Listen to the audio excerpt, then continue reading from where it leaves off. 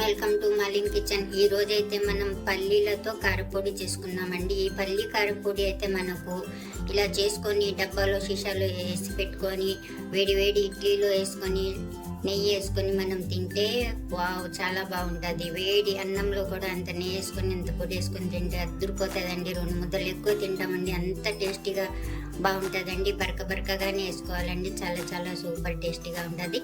ఈ రెసిపీ నచ్చితే like, share, comment, subscribe చేయండి. మర్చిపోకండి మీ ఫ్రెండ్స్కి షేర్ చేయండి. వీడియో చూడాలంటే నోటిఫికేషన్ ఆన్ చేసుకోండి. వీడియో అయితే పూర్తిగా చూడండి. వీడియోలో ఎలా చేసామో అలాగే చేయండి. ఈ పల్లి పొడి అయితే అద్దరిపోతుందండి, బాగా చూసేయండి. వీడియోకి టార్గెట్ 50 లైక్స్ అండి. తప్పకుండా లైక్ చేసి ఫుల్ వీడియో చూసేయండి, బాగా చూడండి. Thank you. ఫస్ట్ మనం స్టవ్ వెలిగించుకొని ఒక ప్యాన్ పెట్టుకోవాలండి.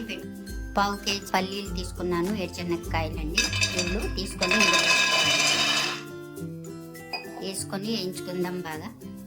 చూడండి మనకు ఇలాగైతే ఎగిపోయినాయండి పల్లీలు.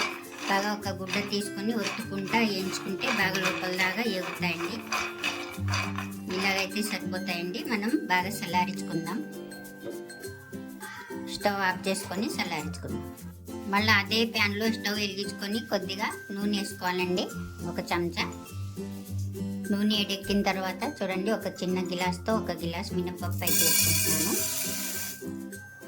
అలాగే 1 గిలాసు పచ్చెనపప్పు వేసుకుంటున్నాను.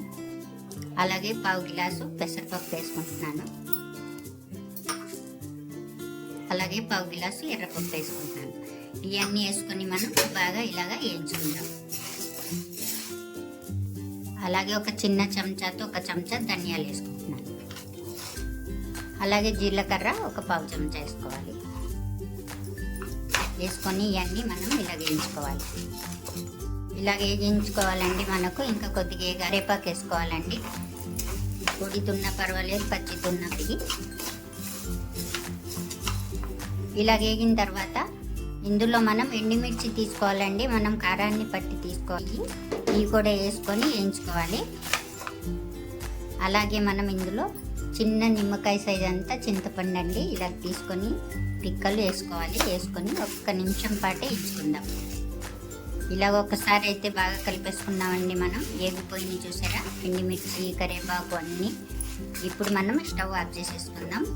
బాగా చల్లారించుకుందామండి. చల్లారిపోయిన తర్వాత మనం మిక్సీ జార్లో వేసి మిక్సీ పడదాం. అందాక పల్లీలు శుభ్రం చేసుకుందాం. ఒక మిక్సీ జార్ తీసేసుకోవాలండి. తీసుకున్న తర్వాత మనం చల్లారించుకుందాం కదా, ఇవన్నిటిని ఈ మిక్సీ జార్లో వేసేసుకుందాం.